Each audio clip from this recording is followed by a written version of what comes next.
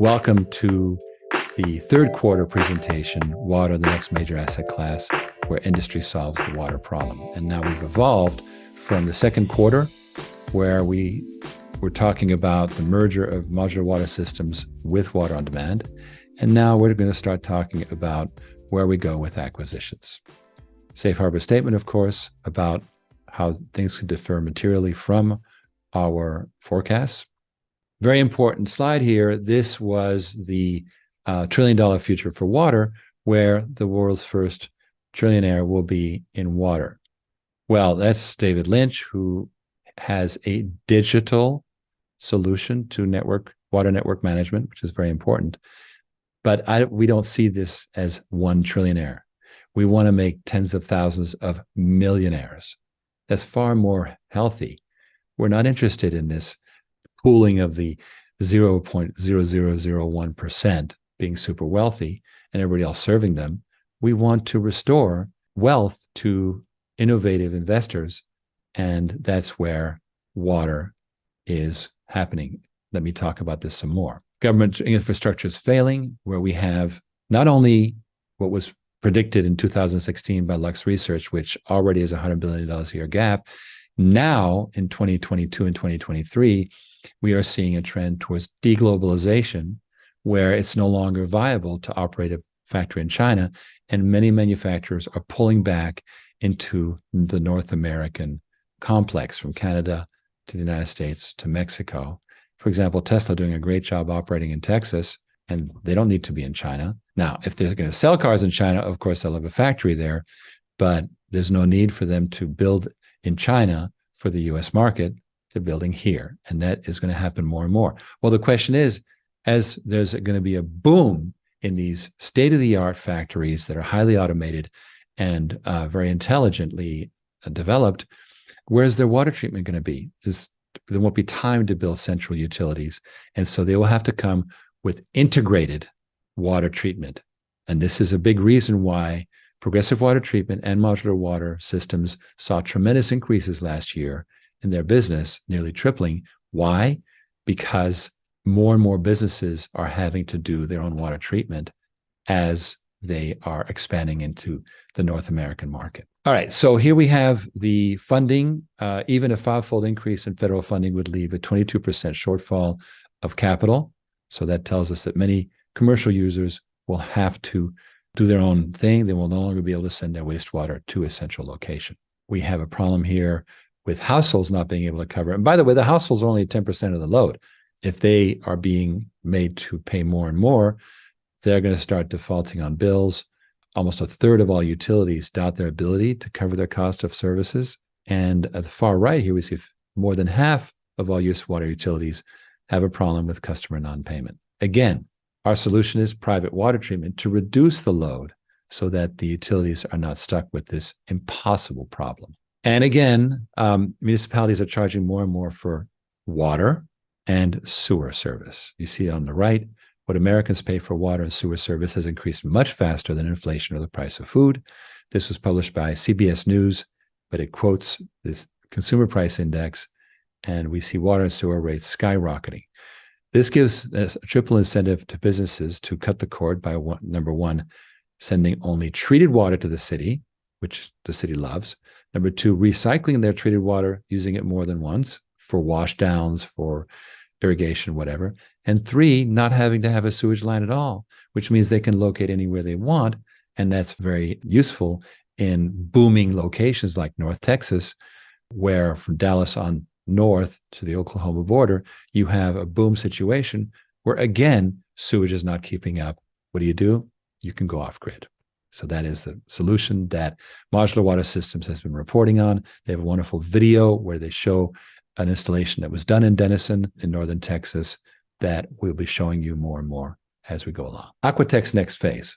We're now privatizing a government monopoly. So here's where we go.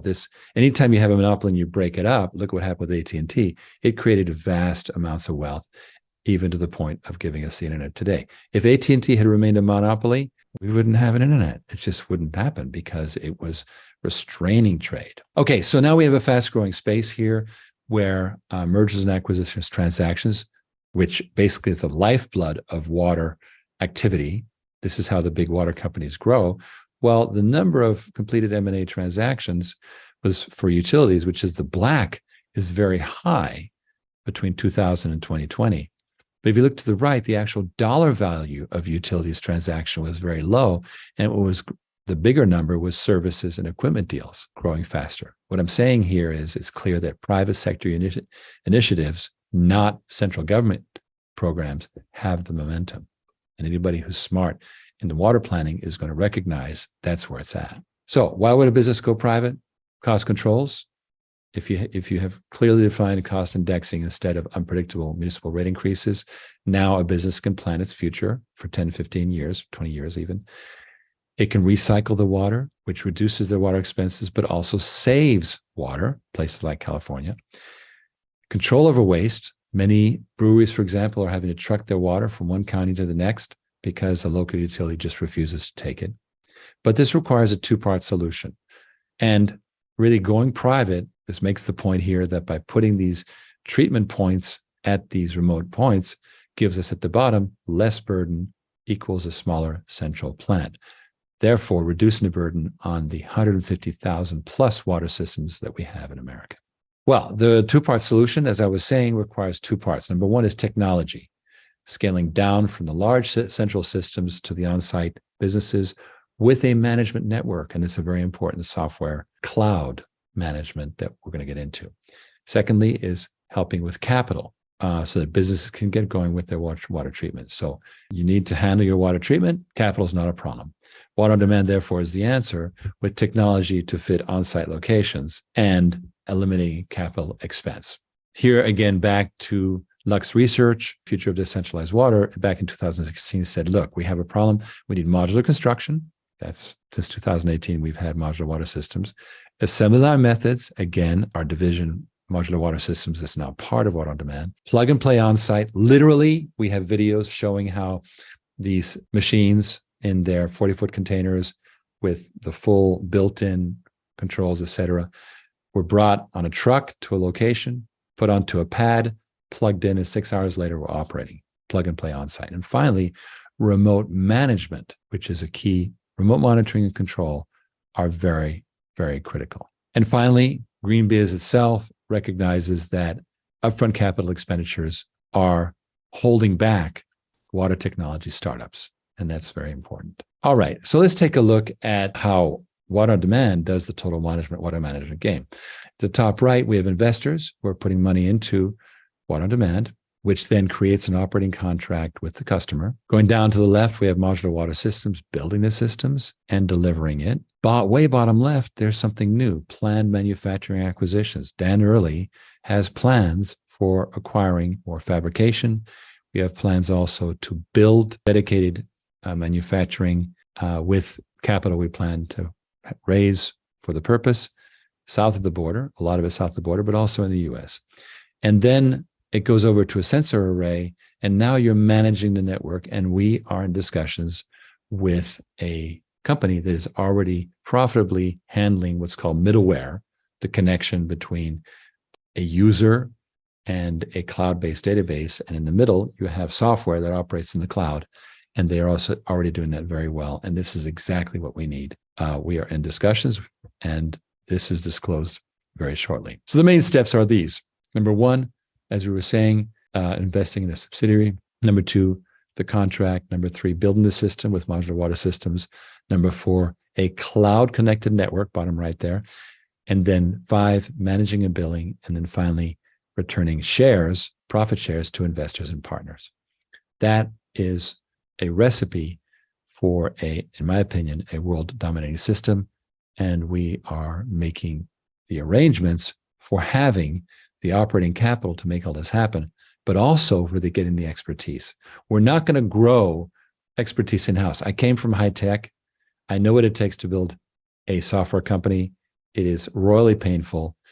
Instead, we can acquire and I don't want to get into too many details here beyond what is on this presentation, but basically we're talking about leveraging an existing expert business to have them create our network. And then this network, of course, can expand into multiple water on demand networks throughout the world. Super exciting. I couldn't tell you more about how excited I am. The new power play then is water on demand with modular water systems. And sure enough, we've paired technology on the left. Modular water systems, again, was created from scratch in 2018. We have invested well over $1 million over the years in developing this. We licensed a set of patents by Dan Early. His reputation has been growing fast, and many of his deals are called basis of design, which means that the customer has specified that modular water systems is the basis of design and nothing else. On the right, we created Water on Demand in 2021 to accelerate business adoption by replacing capital expense with operating expense, water as a service. And now we have the beginnings of a team that is pursuing pilot projects. Now, you say, well, where are the pilot projects? Here's very simple. You don't want to go after customers that have already fixed their capital problem because, it's like bringing ice to an Eskimo. Like, I'm good, right? So what we learned is we have to go early in the process. And with modular water systems now being part of Water on Demand, we can have Dan Early and his team propose a Water on Demand solution, water as a service, right at the beginning when they're first talking to the specifying engineer, when the thing is just in the design phase, long before it goes out to bid, long before they start talking about capital needs and leasing and this and that. They get to be, oh, you mean I can just sign a contract and I'll be on the meter and they'll be taken care of? Yes.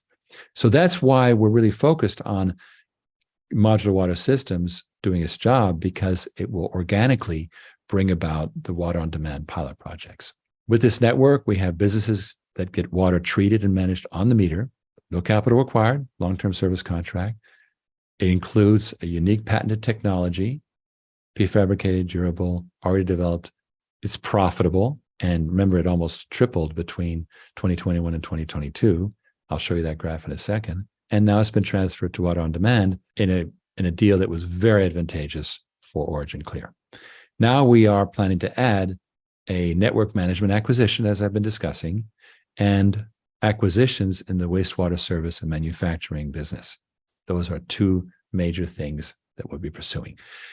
However, it is not our plan to do local support, right? We're not ServPro. We're not here to do that stuff.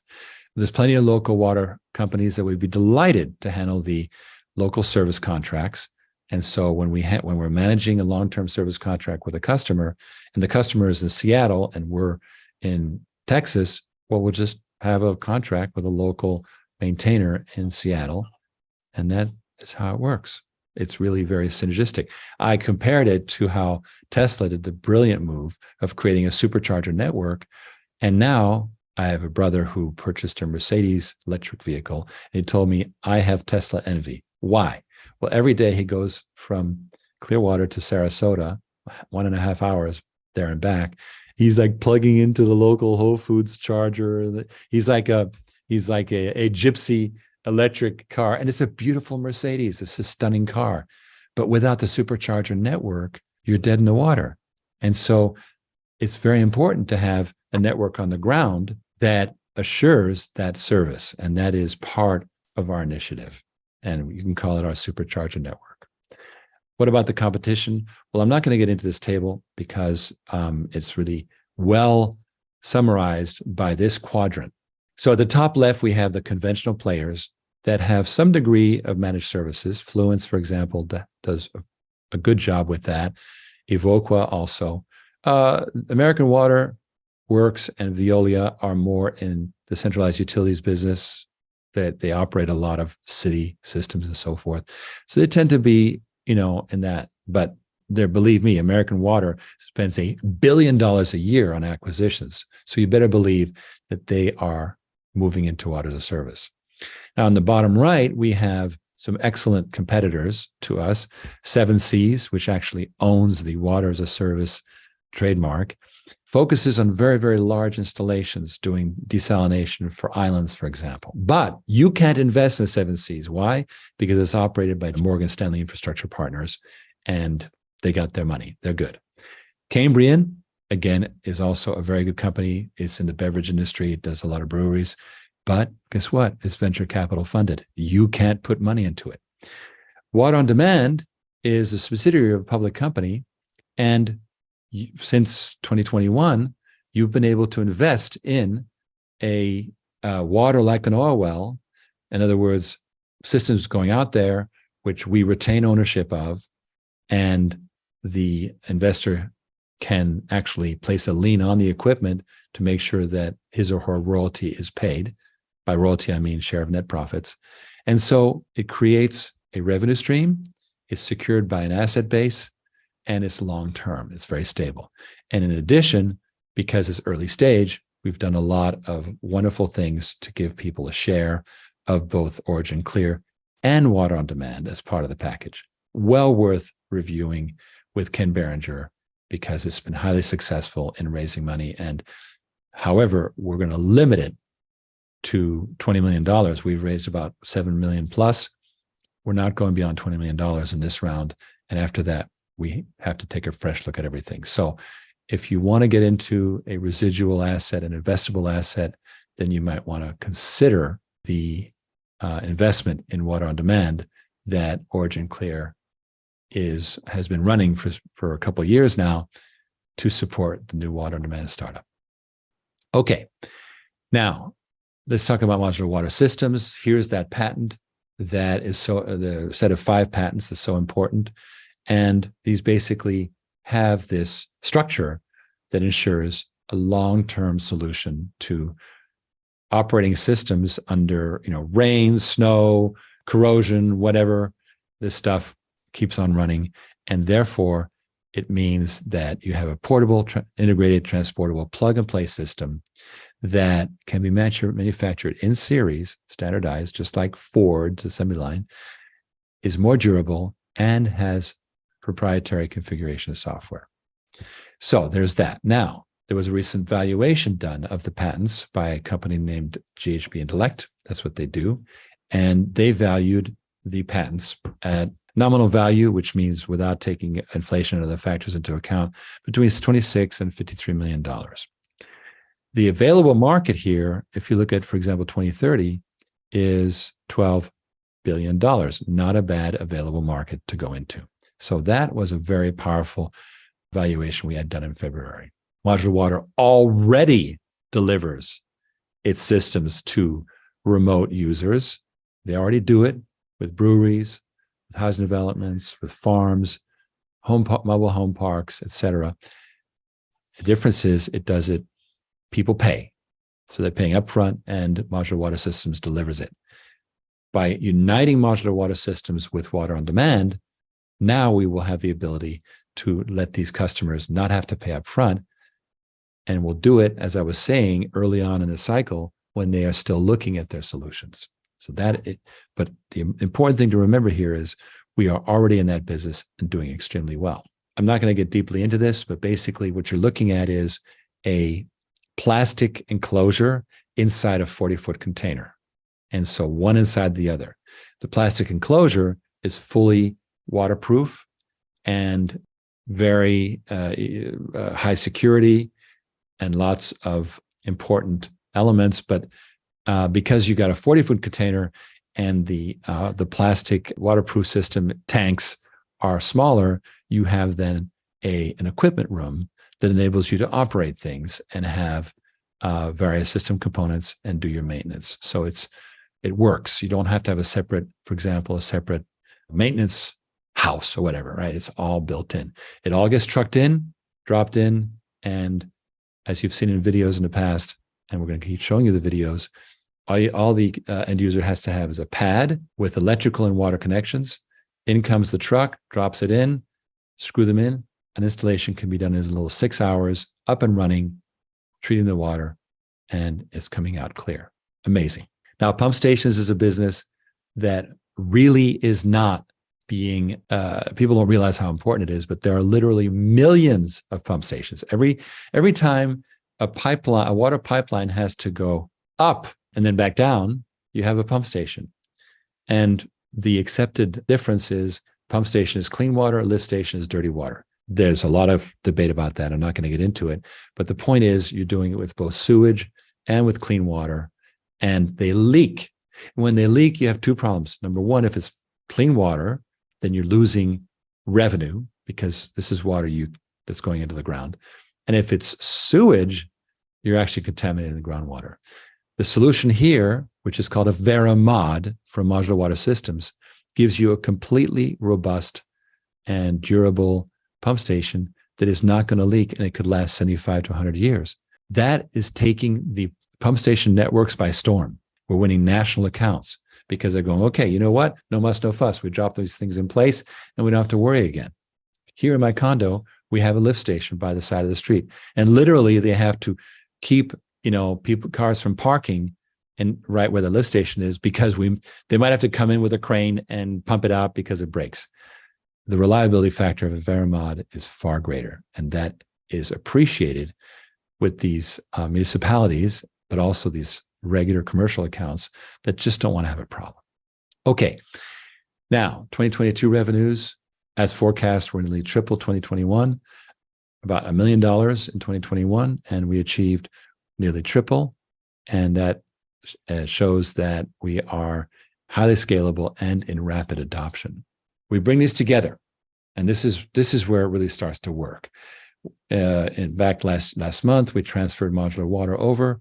Now we have this combination of GM and GM Financial, right? So you have a captive financing organization supporting, and believe me, GM does a lot more deals because GM Financial is there. Like, hey, I'll give you 3 points less. You pay $300 less a month. Do a deal with us. People say, okay, right? Revenue and profitability growing. Again, we actually delivered 3 times the revenues in 2022 over 2021. And Water on Demand revenue in the future will add a tremendous amount more scale. Why? Because it's money. Money is a far more scalable thing than building equipment. And so you have scalability and profitability, and it's reflected in the graphs. Now, before I move on to the graphs, again, on the left, we have initial discussions with a profitable digital cloud software company that has long-term large tech customers in place. The idea is to maintain their existing profitable business and to build our digital water network with that team. And as I say, we are in discussions with this company, and I can't say more than what you see right here. On the right, we're going to establish manufacturing centers. Dan Early says, listen, if you can get me more fabrication centers, I could get to 20 or 30 million from where I'm doing $1 million a quarter right now. You'll see in a second, that's how it's working out. Well, that's only 4 million. How about 10 times as much? Well, that requires manufacturing centers and then supporting the reshoring trend, again, bringing factories back to the North American complex with new factories with integrated wastewater treatment. That is a boom in the making. All right, let's take a look at charting the integrated whole. And we have Water on Demand with Modular Water Systems. Now, this has no effect from possible acquisitions. Why? Because they're still in the early stage and we just can't forecast it properly. But what we have done here by adding Modular Water, the light blue, is we've added current revenue. As you can see, it was quite small. We lived through hell, as Ken will testify. We lived through hell in 2018, 2019, 2020, and 2021, things started to move. $1 million was booked. And these are revenues, which means it was not just booked, it was delivered, right? The milestones were delivered. 2022, we had a jump from $1 million to close to $3 million. And now in 2023, we're looking at $4 million, which is $1 million a quarter. And I'm not able to comment at this time on this, but we are very satisfied with the performance in 2023 against the forecast. So we believe this forecast is accurate. Now, as Modular Water Systems continues to grow, Water on Demand starts to generate revenue. And that's where you get your hockey stick for the combination of the two. Because remember, it's easier to work with money than to build things. This is why there's so many people in finance relative to people actually building apartment buildings and so forth. It's so much easier to do the financing. So that is the combination that we believe is highly synergistic. Let's take a look at the gross profits.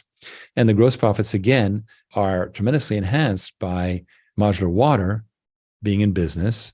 They, again, literally it was $1,000 gross profit in 2019, actually negative 22,000 negative in 2020. Again, that was the whole COVID period.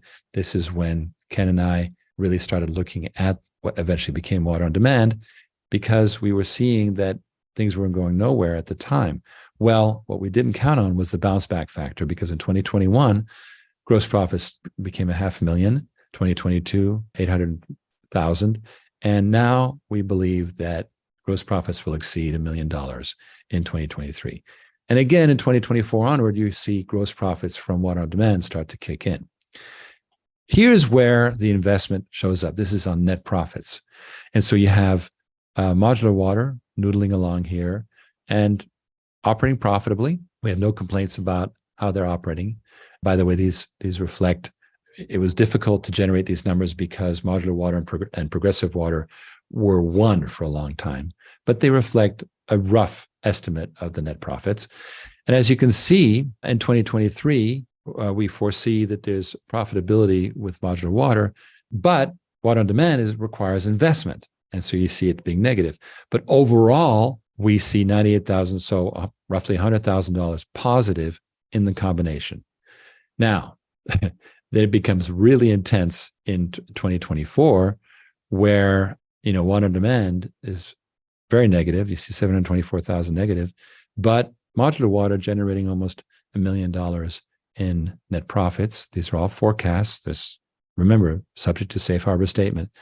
But from there on out, you get this tremendous hockey stick.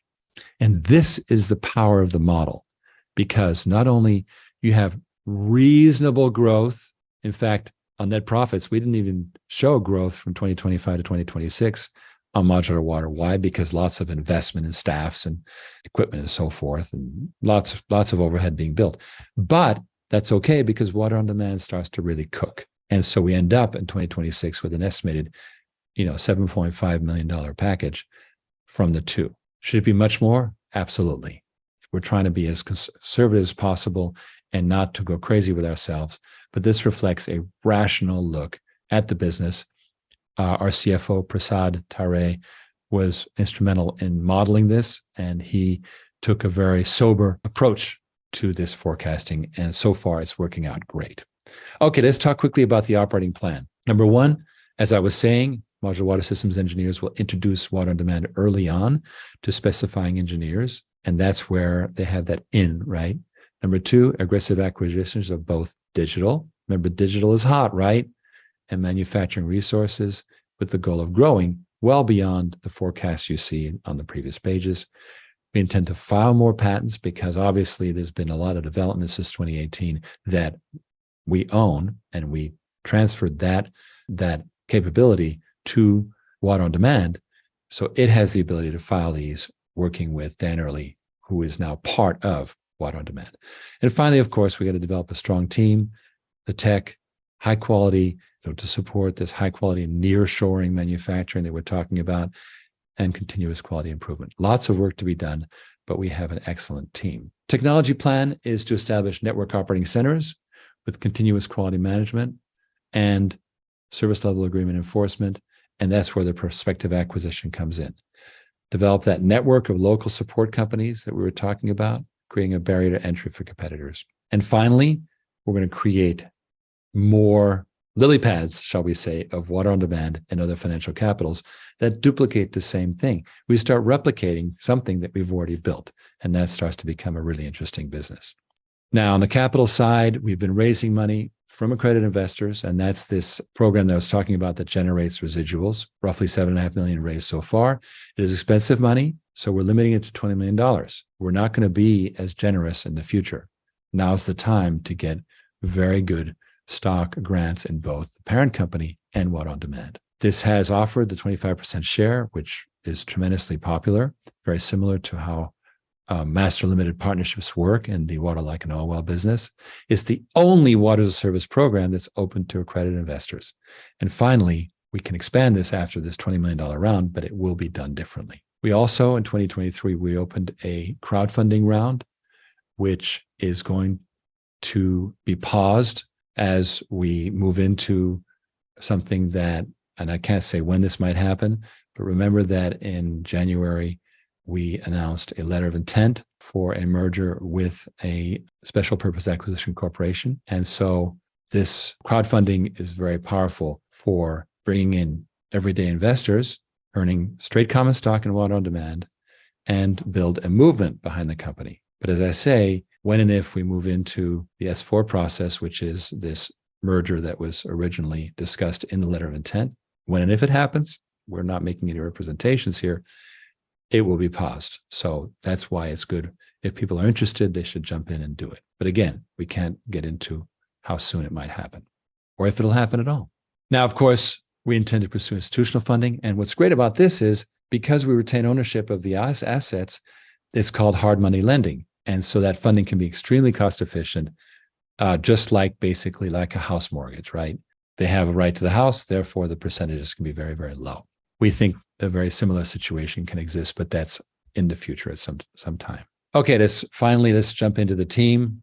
Obviously, I've been in high tech and I've had my share of experiences running ships. And I love, of course, my love of water extends to skiing and sailing. And this is our plan to really revolutionize water. And I'm so proud of the team that's helping us make it happen.